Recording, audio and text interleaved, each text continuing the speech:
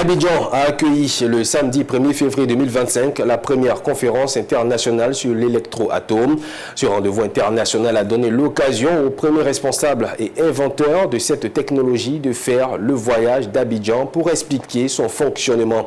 Plusieurs délégations sont venues de plusieurs pays du continent et au-delà et ont suivi avec intérêt cette première rencontre avec Victor Tchouanov. Pierre Tebeu et Enoch Yao nous présentent cette nouvelle invention qui va éclairer notre quotidien.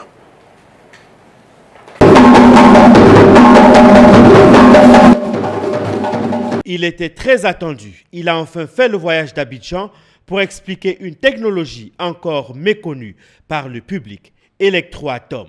Les participants, eux, n'ont pas voulu se faire compter l'événement. Ils sont venus nombreux de plusieurs pays de la sous-région pour y prendre part.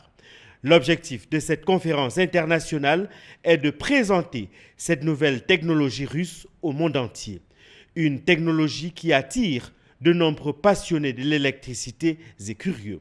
Son promoteur nous explique cette révolution. Мы планируем выпускать электростанции для частного домовладения. C'est comme ça que l'électricité là en fait n'est ni une électricité fossile ni une électricité qui est basée sur n'est pas basée sur une électricité fossile, n'est pas basée sur une électricité renouvelable, c'est une électricité qui est basée sur une poudre autonome à boucle fermée qui va permettre aux personnes de pouvoir bénéficier de l'énergie de façon gratuite. Cette énergie-là, cette électricité-là sera donc mise dans les maisons. Les personnes qui ont besoin de maisons, ils auront un courant de 16 kW qui va alimenter des maisons.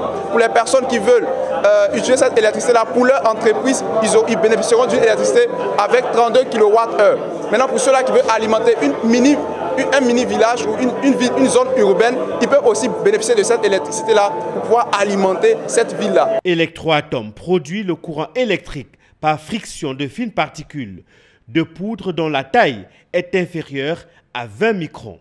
Il a été bien accueilli lors de cette conférence par les participants. En tant qu'entrepreneur, ce que nous attendons de l'électroatome, c'est que nous avons besoin que la compagnie puisse permettre d'avoir cette électricité qui est déjà à moins de coût. Le coût est donc négligeable parce qu'avec un rechargement, nous pouvons utiliser, n'est-ce pas, dans nos foyers, dans nos entreprises, pendant 6 à 8 mois, sans pourtant payer de factures et sans pourtant même remplacer la poudre qui est à l'intérieur. Parce que la poudre, elle est réutilisable.